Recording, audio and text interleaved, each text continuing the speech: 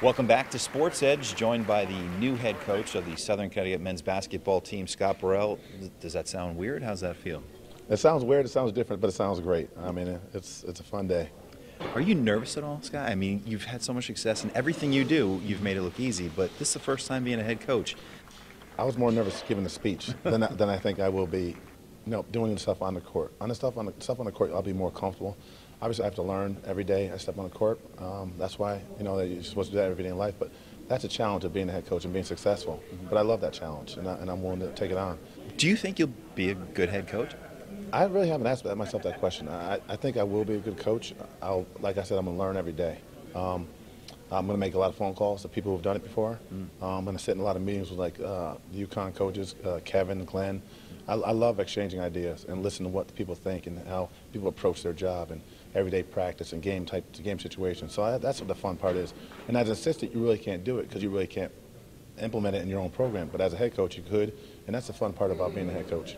When did you realize you were ready for this, ready to be a head coach? No, it's not really a point. It's opportunity and what came up. I think a job came up at a time when I felt like it was a good situation. It's close to home, like I wanted to stay, and because you don't want to apply for every job. Number one, it's not good for your own brand. Number one. Number two, it's you gotta make sure it's the right situation, and this one was. It wasn't far from here. You were dunking on kids at Hamden High, throwing 90-something mile-an-hour fastballs, throwing footballs 70 yards in the air. Is it nice to fall into your own backyard and get your first head coaching job? Oh, definitely. I mean, you can't ask for anything more. Like you said, you get to see my family every day. They get to come to all the games. You're playing for coaching for a successful team. It's all I can ask for. The people who showed up today, you had some of the Quinnipiac family here to support you. You had Howie Dickerman. There's so many familiar faces here. That had to make you feel good.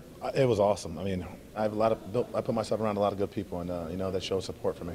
Did Mom and Dad push you to take this job here? They're both grads of Southern. No, they didn't. They were up in the air because I think they were more nervous than I was to get this head coaching job because I know how tough it will be for me to coach in my own community. So I think they were more nervous about that part than anything else, than I was at least. You were such a fantastic athlete in baseball. You were the first American player, first round drafted in baseball, first round drafted in basketball. So you could do things that many people can't do. When you become a coach, whether it be an assistant or head coach, do you have to temper your expectations to other athletes? You definitely do, and especially in this day and age, kids I don't think are as mentally tough. A lot of them, you can't say all of them, but a lot of them aren't as mentally tough as they were back in the day.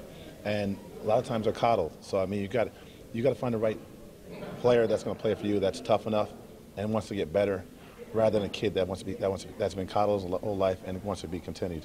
Because that person's not going to get better. That person's not going to compete when they need to get that stop, to get that rebound, to get that win.